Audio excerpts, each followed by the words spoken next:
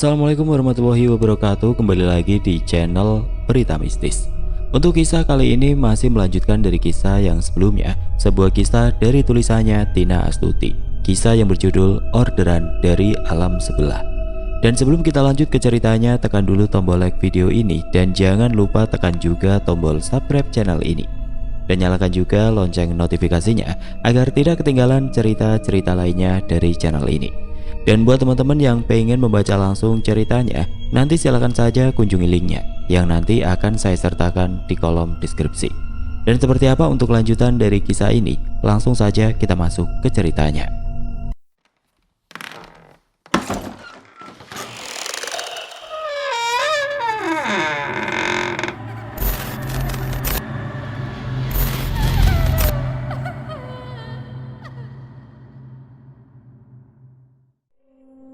Pesanan kue yang untuk diambil sore ini malah kekurangan, padahal ibu dan bibiku sudah sangat teliti menghitungnya.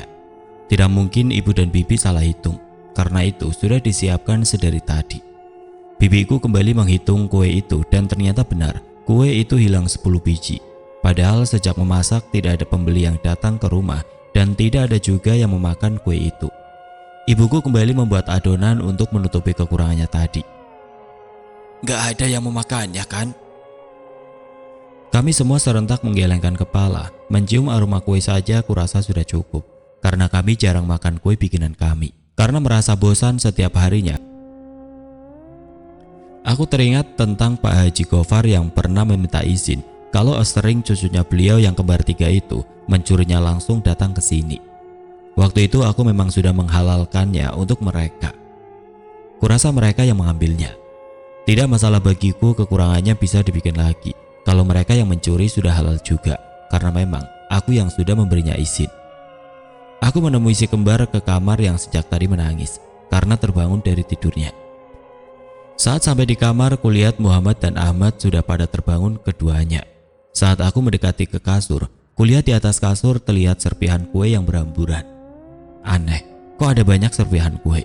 Setauku tidak ada yang memberi makan si kembar kue tadi. Mana banyak lagi serpihannya dan menimbulkan semut berdatangan. Siapa yang makan kue ke kamar? Kurasa bukan Bang Ilham, karena mana mungkin Bang Ilham menghambur. Aku berprasangka baik, mungkin Yumna anak dari adikku yang berusia 3 tahun. Aku membereskan serpihan kue yang berhamburan di atas kasur ini. Tidak ada yang aneh, Muhammad dan Ahmad pun antang-antang saja. Mungkin hanya karena haus saja, makanya Ahmad menangis. Bang, gendong Muhammad sebentar dong. Bang Ilham segera datang ke kamar sambil melihat aku yang sedang menyapu. Terlihat wajah Bang Ilham mengernyitkan dahinya. Mungkin dia juga merasa aneh melihat bekas kue yang berhamburan. Bahkan ada 3 biji kue yang hanya digigit sedikit. Aku memperhatikan kue yang hanya digigit sedikit itu. Ini kan kue bingka kentang yang hilang tadi. Batinku sambil mengambil kue sisa itu dan menaruhnya keluar biar semut yang memakannya. Kok kamu makan kue berhamburan gitu, Dek? Dan itu kenapa gak dihabisin? Bukan bekas aku, Bang. Terus siapa? Masa Muhammad dan Ahmad yang makan kue ini? Mungkin Yumna, Bang. Aku tidak memperdulikan masalah kue yang hilang tadi. Tapi kenapa banyak serpihan kue berada di dalam kamarku? Kurasa Yumna pun tidak ada masuk ke kamar tadi. Yumna juga tidak kelihatan masuk ke rumah sini sejak tadi, walaupun adikku sibuk di dapur. Abang ada lihat Yumna masuk ke rumah sini nggak? Bang Ilham menggelengkan kepalanya. Ada, tapi hanya pagi tadi, Dek. Kalau pagi tadi aku juga melihat Yumna, tapi sejak pagi hingga sore tidak ada lagi ia datang. Kamar pun juga bersih saja sejak pagi dan sore. Kurasa tidak ada orang lain yang masuk ke kamar. Pintu depan juga selalu tertutup dan hanya pintu dapur saja yang dibuka lebar. Sepertinya serpihan kue yang tersisa juga baru saja. Karena yang kupegang 3 biji tadi masih terasa hangat baru diangkat dari pemanggangnya. Pak Haji Gofar memang pernah bilang ke aku kalau cucu beliau yang kembar 3 itu sangat suka sekali kue kami yang hangat-hangat. Dek, jangan bengong, ucap Bang Ilham. Enggak. Aku dan Bang Ilham membawa si kembar ke dapur. Kerjaanku merias kue ulang tahun belum selesai, tinggal 1 biji kue lagi. Harga kue ulang tahun sesuai request sang pemesan. Kalau kue-kuean yang lain hanya 1000-an dan 2000-an. Dek, abang mau ngantar pesanan dulu ya? Iya bang. Meskipun sudah sore, Bang Ilham pergi mengantarkan pesanan sebentar yang jaraknya di dekat masjid. Hari semakin sore, waktu membuat kue kami hentikan karena sudah masuk senja. Kami hanya membersihkan perkakasnya saja lagi. Singkat cerita, dari hari ke hari Muhammad dan Ahmad sering tertawa bersamaan hingga terbahak-bahak. Bukan hanya ketawa, tapi mereka juga sering menangis-nangis kejer. Dek, capek. Tidur aja lagi bang. Seharian penuh dari subuh pukul 2 hingga masuk maghrib, baru kami berhenti bikin kue. Setelah membuat kue, kami lanjut menata kue sesuai pesanan. Hari ini full luar biasa pesanan membludak. Semaksimal mungkin kami memasak kue tidak sampai larut malam hari. Aku juga ikut merebahkan badan di samping Bang Ilham dan memejamkan mata dengan perlahan. Ngantuk datang akibat kelelahan seharian. Untungnya Muhammad dan Ahmad tidak rewel sejak tadi. Mereka sudah kutidurkan juga. Pukul 11 malam aku terbangun karena mendengar suara tangisan dari Muhammad. Aku pun bangkit dari tidurku dan mengangkat Muhammad untuk kususui. Tapi kuperhatikan Ahmad juga ikut terbangun, tapi dia tidak menangis. Saat aku mengangkat Muhammad, tiba-tiba di samping tempat tidur Muhammad, aku temukan sebuah mainan, seperti robot-robotan anak kecil. Kuperhatikan dan kupegang memang mainan anak laki-laki. Sejak kapan Bang Ilham membelikan robot-robotan? Dek, kenapa Muhammad menangis? Tanya Bang Ilham terbangun akibat mendengar suara tangisan dari Muhammad yang sangat kencang. Gak tahu, mungkin hanya haus. Kocak popok Muhammad juga tidak berak. Entah apa hingga membuat ia menangis kencang. Ibuku di samping kamar kami pun juga ikut terbangun, ingin membawa Muhammad keluar rumah, tapi aku takut soalnya sudah masuk tengah malam. Bang Ilham sigap membantuku menggendong Muhammad secara bergantian. Ibuku pun bangun dan mendekati kami yang berada di ruang tamu sambil menyalakan kipas angin. Karena sejak tadi Muhammad terus mengeluarkan keringat. Perutnya juga sudah kuolesi dengan minyak kayu putih. Kalau Muhammad sakit perut bisa meredakan sakitnya. Saat Bang Ilham menggendong Muhammad, ibuku tiba-tiba menghampiri kami berdua yang kesusahan meredakan tangisnya. Kenapa Rim? Gak tahu bu, mungkin kepanasan. Kasihan Bang Ilham dan ibu dari siang tidak ada tidur dan malamnya pun juga terganggu oleh tangisan Muhammad. Aku masuk ke kamar bergantian menyusui Ahmad untuk kembali menidurkannya. Ahmad juga bangun dek. Iya, dari tadi emang udah bangun, cuma dia ngerti kalau sang kakak lagi nangis dan tidak mau menyusahkan kita kalau ia ikut nangis bersamaan. Paling kebangun karena kaget mendengar tangisan Muhammad, dek. Iya bang. Baru saja aku menyusui Ahmad, ia langsung kembali tertidur di pangkuanku dan aku pun langsung menaruhnya ke kasur bayi. Aku dan Bang Ilham juga memegang badan Muhammad, tapi kurasa badannya tidak panas, masih normal seperti biasanya. Ibuku pun juga ikut memeriksa suhu badan Muhammad, tapi ia beneran tidak apa-apa. Apa ada yang sakit ya? Sempat terjatuh dari kasur, dek. Enggak, tidurnya bagus saja tadi. Terdengar ibuku sedang berucap-ucap yang mampu membuat aku merinding. Kurang jelasnya ku dengar, jangan ganggu cucu kami ya. Ini sudah larut malam. Kasihan para tetangga yang juga ikut terganggu akibat tangisan. Mainnya nanti lagi. Malam ini kami semua ingin tidur dahulu. Ucap ibuku yang... Jangan nakut-nakutin bu. Ibuku tertawa di dalam kamar bersamaan dengan tawa Bang Ilham setelah ku tegur begitu. Kalau saja Rim, kita kan hanya memberi nasihat. Aku dan Bang Ilham menggendong bergantian. Setelah kembali kususui, akhirnya ia berhenti menangis dan mau menyusu. Padahal sejak tadi selalu kususui. Tapi Muhammad enggan untuk membuka mulut dan menghisapnya. Aku menghela nafas lega ketika Muhammad mau berhenti menangis dan sudah. Alhamdulillah nggak ngantuk lagi aku dek. Ucap Bang Ilham sambil ke dapur menyalakan televisi dan sambil minum teh. Aku masih berada di ruang tamu menyusui Muhammad. Setelah selesai menyusui, aku kembali menggendongnya sambil melantunkan sholawat untuk membuatnya kembali tenang dan tertidur. Kembali kuletakkan di samping Ahmad dan kusimpan mainan itu di dalam lemari. Mungkin Bang Ilham baru beli siang tadi karena Bang Ilham mengantarkan kue ke pasar. Aku meninggalkan Muhammad dan Ahmad di kamar dan ikut menonton televisi bersama Bang Ilham. Aku juga ikut keringetan saat sibuk menenangkan Muhammad, apalagi Muhammad sangat gendut. Tanganku berasa pegel sekali sejak tadi. "Sini abang pijat tangannya, Dek." Tentu saja aku langsung setuju, pokoknya enak banget sehabis pegel langsung dipijat. "Gantian, Dek, abang juga pegel gedong Muhammad," ucap Bang Ilham sambil menyodorkan. Aku menghela nafas sambil tepuk jidat. Aku sudah melupakan tentang mainan robot tadi dan melupakan tentang Muhammad yang tiba-tiba nangis kencang, luar biasa bahkan sangat lama. Sebelumnya memang sering anakku itu menangis setiap malam, tapi itu hanya sebentar saja. Setelah kususui mereka langsung tenang dan kembali tidur. Baru kali ini aku melihat Muhammad sangat kejer sekali nangisnya. Untungnya Ahmad juga tidak ikut-ikutan menangis. Kalau dua-duanya pasti sangat melelahkan banget. Sejauh ini saat memiliki anak kembar dua, aku sangat jarang melihat Muhammad dan Ahmad menangis bersamaan. Pernah, tapi sangat langka. Pasti nangis satu-satu saja. Aku dan Bang Ilham kembali ke kamar tepat pukul 12:30 malam karena ngantuk kembali datang. Pukul 2 nanti kami akan bangun lagi untuk membuat kue. Siang hari setelah istirahat makan siang, aku kembali disibukkan dengan membalas pesan dengan orang-orang yang memesan kue lewat WhatsApp. "Kamu beli mainan, Dek?" "Mainan apa?" "Itu, tadi abang melihat mainan robot-robotan di dalam lemari." Aku membelalakan mataku dan terkejut atas perkataan Bang Ilham. Sejak tadi aku lupa untuk menanyakan tentang mainan itu. "Lah, kira abang yang beli?" Ucapku fokus.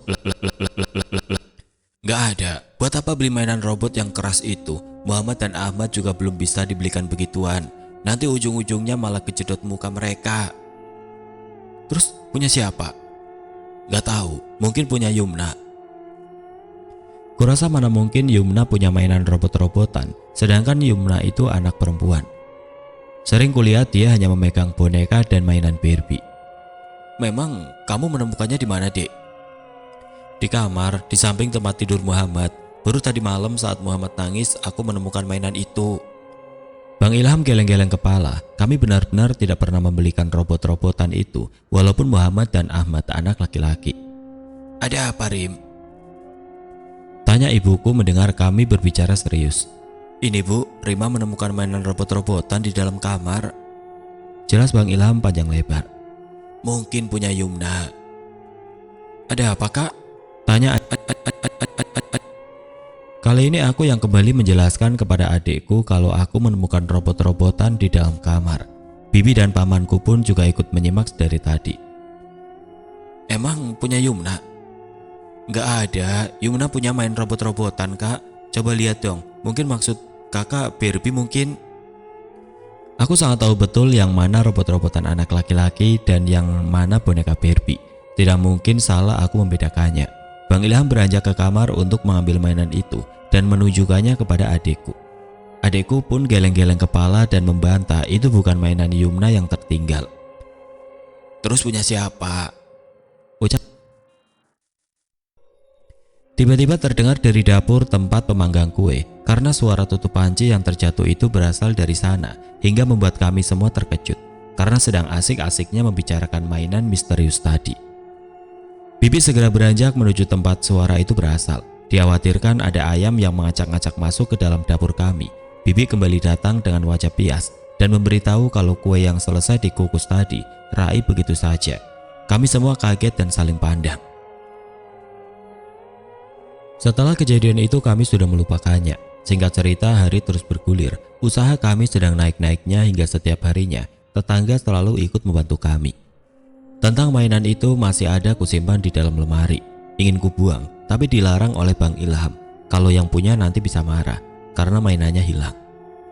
Kue-kue yang hilang sudah biasa bagi kami, tapi kami meminta untuk jangan dihancur-hancurin dan jangan ikut-ikutan mengadon kue.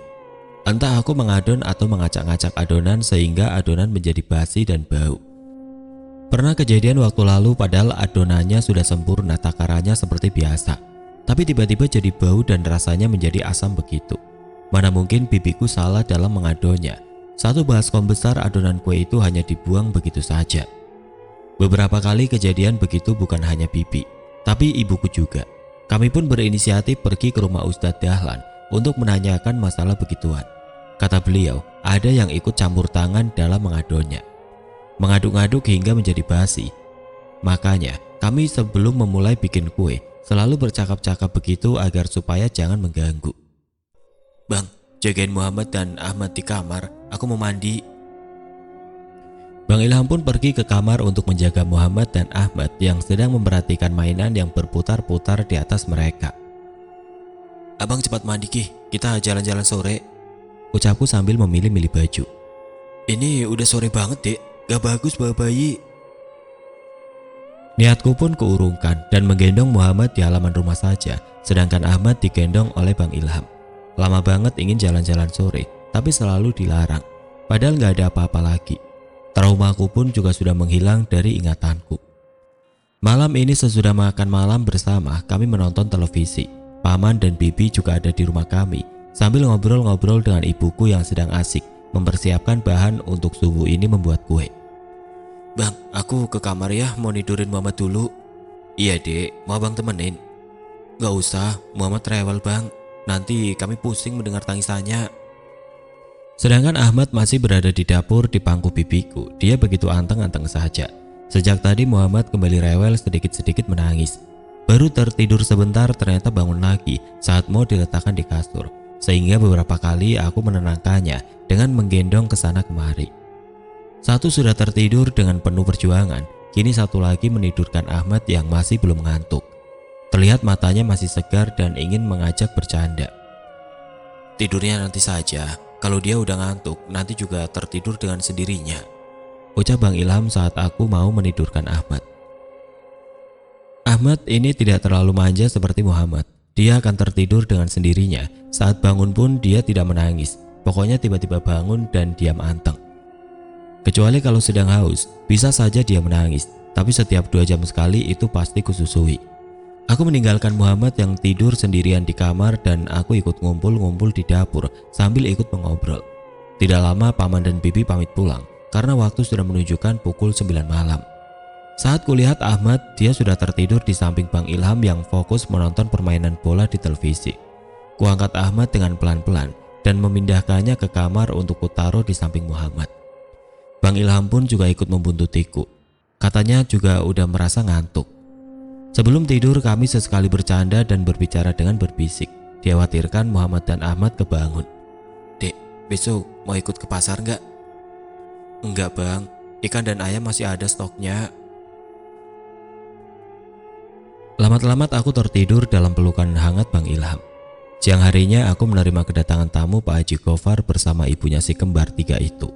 Beliau tersenyum saat berada di teras. Aku pun sangat bahagia atas kedatangan beliau. Tapi beliau bertamunya saat Bang Ilham tidak ada di rumah. Padahal Bang Ilham juga sangat ingin bertemu dengan Pak Haji Gofar. "Wah, rumahnya juga besar ya?" "Iya Pak, Alhamdulillah." "Permisi sebentar ya Pak, saya mau bikinin teh hangat dulu." "Tidak usah Mbak, kami hanya bertamu sebentar saja." "Janganlah Mbak, masa tamu gak dikasih minum?" "Gak usah nak, kami hanya sebentar." Aku pun menuruti perkataan beliau. "Ada yang ingin kami katakan Mbak." "Ada apa Mbak?" tanyaku heran. Tentu saja aku sangat heran karena sudah lama sekali tidak bertemu dengan beliau ini. Lalu tiba-tiba datang di saat Bang Ilham tidak berada di rumah. "Kami mau pinjam bayi kamu. Anakku sangat suka bermain dengan mereka, makanya kami meminta untuk dibawa sebentar," ucap ibunya si kembar 3 sambil melangkah menuju kamar untuk mengambil anakku. Tiba-tiba dari arah depan di balik pintu terdapat si kembar 3 melangkah masuk mengiringi ibunya. "Jangan!" Si kembar 3 melirik ke arahku dengan wajah mengejekku. "Dek, bangun, kenapa teriak?" "Astagfirullah, anakku," ucapku sembari bangun langsung menuju tempat tidur anakku dan mengucapkan alhamdulillah. Mereka berdua masih tidur dengan nyenyak. Nafasku terengah-engah dengan peluh membasahi seluruh badanku. Aku terus beristighfar tiada henti atas mimpi burukku. "Kenapa Dek?" tanya Bang Ilham dengan mata merah. "Gak apa-apa." Aku kaget, Dek. Kamu teriak tadi. Udah jam berapa, Bang? Bentar lagi pukul 1:30. Aku sangat takut mereka mau mengambil anakku. Untungnya cuma mimpi. Entahlah apa mungkin mimpi tadi benar. Karena biasanya kalau mereka mengundang, selalu aku dan Bang Ilham. Sedangkan dalam mimpi tadi hanya aku sendirian. Aku tidak dapat tidur lagi akibat mimpi buruk tadi. Sedikit-sedikit aku bangun. Kucek Muhammad dan Ahmad. Aku sangat takut dengan mimpi buruk tadi. Hampir pukul 2 terdengar ibuku sudah bangun dan menuju dapur. Bu, ucapku saat melihat ibuku membuka pintu. Tumben bangun cepat. Kebangun, Bu. Terdengar dari luar langkah kaki menuju ke arah pintu dapur. Kulihat bibiku, adikku dan 3 orang tetangga yang sudah datang dengan mata ngantuk. Ada yang bikin adonan kue buat dititip ke pasar. Ada yang menyalakan api untuk memasak air dan mendidihkan air untuk mengukus kue. Ibu sangat sibuk membuat minuman terlebih dahulu, sedangkan adikku sudah membuat adonan buat kue ulang tahun. Aku hanya jadi penonton saja dan sesekali membantu adikku untuk menyiapkan barang-barangnya. Pukul 2 pagi asap untuk mengukus sudah mengepul dan bunyi nyaring mixer sudah memenuhi ruangan dapur. Aku juga ikut sibuk mengolesi loyang-loyang. Ada kue yang dikukus, ada kue yang di oven. Sedangkan bibiku sibuk memasak nasi dan menggoreng lauk pauk. Biasanya kami makan pagi bersama dan siang pun juga makan bersama. 3 macam adonan kue siap dikukus dan dimasukkan ke dalam panci besar yang airnya mendidih. Pekerjaan kami setiap harinya selalu begitu. Sampai sholat asar baru semuanya selesai dan istirahat. Pekerjaannya lumayan capek dan panas karena selalu berhadapan dengan api yang besar untuk mengangkat kue dan kembali mengisinya ke cetakan dan sampai seterusnya begitu. Kebersamaan pun terus terasa hangat dan membuat keluarga kami menjadi bahagia. Semoga keluarga kita terus begini ya, Bang. Ucapku sambil menatap wajah Bang Ilham yang kelelahan sehabis mengantarkan kue kemana-mana. Amin, Dek, jawab Bang Ilham sembari mengecup-kucuk kepalaku. Singkat cerita, hari berganti dengan minggu, minggu berganti dengan bulan, dan bulan berganti dengan tahun. Putaran hari terasa begitu cepat. Pertumbuhan Muhammad dan Ahmad juga tidak terasa, dan kini mereka sudah lumayan bisa berbicara dan sedikit-sedikit bisa dimengerti. Muhammad masih sama seperti dulu semasa bayi masih gembul, menggemaskan dengan muka bulat, lucu dan cengeng. Sedangkan Ahmad masih kurus, pendiam, badannya lebih tinggi, wajahnya tirus dan sangat tampan. Ahmad tidak banyak bicara, sedangkan Muhammad sedikit-sedikit bertanya dan dikit-dikit merajuk lalu nangis. Aduh, si gendut mama ini nangis terus. Iya, kenapa ya dari dulu hingga sekarang masih suka nangis-nangis? Ya begitu deh, mungkin hanya rebutan mainan dengan Ahmad. Padahal mainan, baju, sendal dan lainnya selalu kusamakan motifnya agar mereka tidak rebutan. Tapi tetap saja salah satu di antara mereka menangis memperebutkan barang. Ahmad, ikut ayah jalan-jalan yuk. Sejak tadi Ahmad terus memperhatikan Muhammad yang kupeluk untuk menenangkannya dari tangisan. Ahmad pun pergi ke pelukan Bang Ilham dan berjalan-jalan di luar. Palingan Bang Ilham membawa jalan-jalan ke rumah bibi atau ke belakang ke rumah adikku menemui Yumna. Ibu sedikit sakit-sakitan, mungkin karena sudah faktor usia, tapi ibuku kembali semangat saat mengingat sebentar lagi keberangkatan haji. Bulan Ramadan ini kami tidak berjualan pagi, tapi membuat kuenya dari pagi sampai zuhur. Karena setelah sholat zuhur, beberapa orang akan mengambilnya dan menjualnya di pasar Ramadan. Membikin kue selama Ramadan ini tidak terlalu banyak. Kami membikinnya hanya sesuai permintaan saja. Bang Ilham juga ikut berjualan di pasar selepas zuhur sampai sesudah azan maghrib baru pulang ke rumah. Kini ibuku sudah mengizinkan kami untuk keluar di waktu senja. Trauma itu sudah meluntur, tapi ingatan masih jelas tersusun rapi di otak dan menjadi kenangan serta pembelajaran hidup. Tinggal sebentar lagi keberangkatan haji kami tiba. Bang Ilham sudah menyiapkannya semua. Kami berbekal uang tabungan yang kami tabung 3 tahun terakhir untuk keperluan belanja semasa di Tanah Suci. Harta kami tidak kami jual lagi untuk simpenan buat kami nanti. Muhammad dan Ahmad akan aku titipkan ke bibi dan paman selama kami pergi haji, kurang lebih 1 bulan lamanya. Dek, mau titip apa? Tanya Bang Ilham sambil menyiapkan kue-kuean untuk dijual ke pasar. Nggak ada, yang penting abang pulang dengan selamat saja, jawabku sambil membantu memasukkan kue ke dalam cepet. Bang Ilham berjualan di pasar Ramadan. Penjualan kue selama bulan Ramadan memang tidak seramai dari biasanya, tapi itu lebih dari cukup untuk memenuhi kebutuhan kami. Aku tidak ikut bersama dengan Bang Ilham karena aku tidak bisa membawa si kembarku. Aku pun juga ikut membantu menyiapkan untuk pesanan orang lain yang juga sama-sama berjualan di pasar. Ahmad diam duduk di depan televisi, sedang menonton kartun kembar yang tidak mempunyai rambut itu. Dulu sewaktu aku hamil, aku sangat tidak mau melihat sedikit pun kartun kembar yang botak itu. Aku takut kalau nanti anakku yang di dalam perut tertular tidak mempunyai rambut. Makanya sedikit pun iklannya di TV, aku langsung memindahkan ke channel lain. Waktu Muhammad dan Ahmad lahir, aku perhatikan lebih dulu adalah bagian kepalanya, memastikan mereka mempunyai rambut. Untungnya mereka mempunyai rambut yang tebal serta sedikit ikal. Muhammad, masih tidur, Dek? Iya masih, sebaiknya cepat Ki abang berangkat. Muhammad itu sangat manja, gak bisa melihat ayahnya naik motor, pokoknya merengek minta dibawa. Kadang Bang Ilham membawanya berjalan-jalan lebih dulu menaiki motor sebelum pergi. Yaudah, aku pergi dulu ya, ucap Bang Ilham sambil mencium Ahmad yang lagi rebahan. Baru Bang Ilham memasang helm dan turun beberapa langkah, tiba-tiba ada yang berlari menghampiri Bang Ilham sambil berteriak. Ikut! Teriak Muhammad yang baru saja bangun. Teriakannya sangat menggemaskan. Suaranya lucu, suara khas anak-anak yang baru pandai bicara. Ayah mau pergi jualan sebentar, Mu, ucapku sambil memegangi badan Muhammad agar tidak berjalan dan naik ke motor. Dan suara tangisan pecah menggelegar memenuhi dapur. Ibuku dan bibiku pun juga ikut tertawa.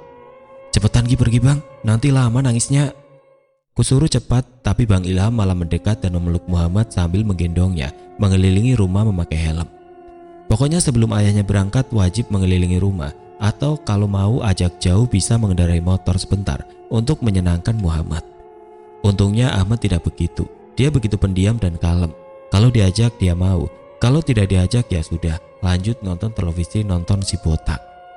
Kadang aku sangat lucu melihat tingkah dua anak kembarku itu. Yang satu manja minta ampun, yang satunya cuek begitu saja. Selesai mengelilingi rumah, Bang Ilham terlihat ngos-ngosan, sedangkan Muhammad tertawa-tawa lalu pergi ikut menonton dengan Ahmad dan meninggalkan Bang Ilham yang lemes akibat puasa. Aku sangat asik menertawakan Bang Ilham. Kalaupun dia sudah pergi, mungkin sudah sampai pasar. Biasanya memang ditinggalkan oleh Bang Ilham begitu saja saat Muhammad menangis.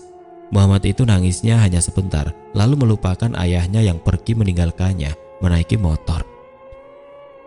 Capek bang? Tanyaku dengan terkekeh. Iya, aus, jawab Bang Ilham kembali meraih tas lempangnya. Mau kubikinkan minuman dulu? Mau kalau nggak puasa, nanti bikin es teh ya nanti malam. Oke. Bang Ilham pergi ke pasar ketika sudah mulai terang. Aku mengantarkan Bang Ilham sampai ke pekarangan rumah. Setelah Bang Ilham pergi, tidak lama orang-orang juga sudah berdatangan untuk mengambil kue ke kami. Aku pun sibuk menyiapkannya. Kadang di saat aku sendiri, aku merasa merindukan Pak Haji Gofar, Bu Aini, Mbak Kemuning, buaya putih itu, Pak Amir yang memberi piring raksasa itu dan lainnya.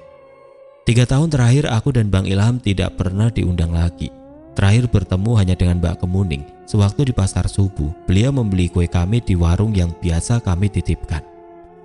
Mungkin cerita tentang mereka sudah kututup dan selesai. Mereka orang-orang baik dengan wajah penuh kehangatan. Harta berupa perhiasan masih kusimpan dan sesekali kukenakan. Piring malawen besar itu juga sesekali kupandang, meskipun tidak pernah dipakai sama sekali. Pengambilan kue sudah selesai. Ibuku sudah istirahat di kamar, bibiku sudah pulang ke rumahnya. Aku ikut merebahkan badan di samping Ahmad yang anteng nonton televisi. Sekarang Muhammad sibuk bermain sendiri. Detik jam terus berjalan. Semakin sore semakin haus. Cuacanya sangat panas luar biasa. Aku membuatkan minuman buat Muhammad dan Ahmad karena sejak tadi sudah merengek minta dibuatkan teh hangat. Aku menelan ludah saat Muhammad minum dengan nikmatnya, menengguk habis dalam sekejap. "Mah," ucap Ahmad sambil menyodorkan minumannya yang masih banyak. "Habisin Ahmad." "Buat Mama," ucapnya sambil bergelayut manja di leherku. "Buat Ahmad saja, Mama puasa jadi tidak boleh minum."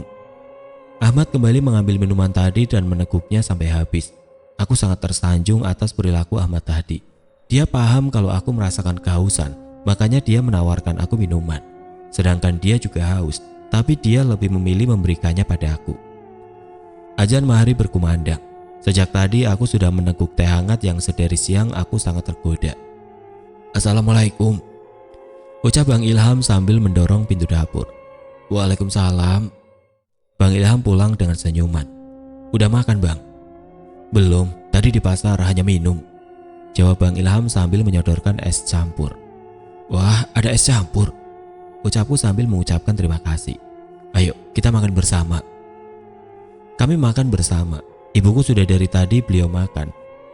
Kalau aku menunggu Bang Ilham datang dulu baru bisa makan. Sedangkan Muhammad dan Ahmad sudah aku beri makan sejak tadi. Mereka sudah biasa menyuapnya sendiri walaupun belepotan dan berhamburan. Tapi aku membiasakan mereka untuk mandiri. Gimana jualannya bang? Apa banyak sisa? Habis, sebagian abang sedekahkan. Menurutku lebih baik disedekahkan sisanya, karena kalau dibawa pulang ke rumah akan diberikan sama tetangga juga, karena besok kembali bikin yang baru lagi. Bu, ini ada es campur, ucapku sambil menuangkan es campur ke dalam mangkok. Sedari siang tadi ibu sangat ingin sama es campur, tapi aku gak bisa ngabarin Bang Ilham karena ia tidak bawa HP saat jualan. Alhamdulillah pas banget. Kebahagiaanku adalah hanya keluarga kecil ini. Semoga ibuku selalu sehat dan panjang umur. Sesudah berbuka puasa bersama, kami sholat berjamaah maghrib. Bang Ilham dan ibuku pamit sholat tarawih ke masjid, sedangkan aku tidak ikut karena Muhammad selalu merengek minta pulang karena ia mengantuk. Sedangkan Ahmad tidak seperti Muhammad, dia kalau ngantuk langsung merebahkan diri di sampingku yang lagi sholat, tidak merengek-rengek. Makanya aku memilih untuk tidak ke masjid. Mah, teriak Muhammad sambil menangis. Kenapa? Dia ngambil mainanku, tunjuk Muhammad kepada Ahmad yang asik bermain. Ahmad, kasihkan mainan kakak Muhammad ya, mainannya sama-sama. Tidak lama Muhammad berhenti menangis dan kembali bermain ke tempat semula, yaitu di ruang tamu. Sedangkan aku berada di dapur sambil memasak nasi untuk sahur nanti. Singkat cerita, waktu terus berputar dengan cepat. Subuh ini sahur terakhir di bulan Ramadan tahun ini. Setiap sahur Muhammad dan Ahmad pun juga ikut terbangun untuk makan. Persiapan keberangkatan kami juga semakin mendekat. Ada rasa sesak di dada untuk meninggalkan si kembarku ini. Tahun ini Muhammad dan Ahmad sudah bisa aku bawa ke masjid untuk sholat id. Kuharap mereka tidak minta pulang. Muhammad dan Ahmad juga sering kami bawa ke kuburan kakeknya yang terkenal di mana-mana. Aku tersenyum sambil menitikan air mata, melihat gundukan tanah yang di bawahnya ada ayahku terbaring. Ayah, terima rindu. Terima kasih ayah, ucapku sambil berjalan meninggalkan pemakaman. Koper sudah disiapkan. Mertuaku juga sudah tinggal di rumah ini, tinggal menunggu tanggal yang ditentukan. Muhammad dan Ahmad juga aku biasakan kutitip sama bibi. Mah, itu ngambil mainan aku, tunjuk Muhammad sambil menangis. Ahmad, beri pinjam satu mainannya untuk kakak Muhammad ya, ucapku lembut dengan Ahmad yang menatapku. Ahmad tidak mengambilnya, lirinya dengan suara khas anak-anak. Bukan Ahmad, tapi si kakak-kakak itu, jelas Muhammad sambil mengarahkan telunjuknya ke belakang pintu. Kakak-kakak, kalau kakak-kakak berarti lebih dari satu orang. Kakak-kakak siapa? Itu. Kenapa dek? Tanya Bang Ilham mengejutkanku dari belakang. Astagfirullah bang, mainanmu diambil sama kakak-kakak itu ya, adu Muhammad dengan berlinang air mata. Bang Ilham pun juga kaget mendengarnya dan memeriksanya ke belakang pintu, tapi tidak ada siapapun. Tiba-tiba dari pelataran rumah terdengar seseorang yang berkata, ayo lari, lari, ucap seseorang dengan suara khas anak-anak juga. Aku dan Bang Ilham saling pandang dan kembali dibuat merinding. Tidak lama terdengar adzan Isya berkumandang. Kakak-kakaknya laki-laki? Tanya Bang Ilham memastikan. Muhammad mengiyakannya seraya menganggukkan kepala. Kakak-kakak itu sering main kesini mah, ucap Ahmad membenarkan. Tapi Ahmad gak suka main dengan kakak-kakak itu, dia suka ngambil mainan punya Ahmad. Gak usah ditanya-tanya lagi bang, nanti malah membuat kita takut. Aku dan Bang Ilham berpendapat kalau yang disebut Muhammad dan Ahmad itu adalah anak laki-laki si kembar tiga itu. Aku kira semenjak pertumbuhan Muhammad dan Ahmad semakin besar, ia tidak bisa melihat-lihat lagi. Tapi sampai sekarang masih bisa. Pantas saja aku sering aneh melihat Muhammad mengadu denganku kalau mainan punyanya direbut. Awalnya aku kira direbut Ahmad. Pantas saja Ahmad kelihatan kebingungan saat aku meminta kembali mainan Muhammad kepadanya. Ternyata bukan dia yang merebutnya. Sebelum keberangkatan haji, Rima dan Ilham berusaha ke sana kemari untuk mengobati anak kembar mereka, untuk menutup mata batin mereka, agar tidak melihat hal-hal yang aneh lagi.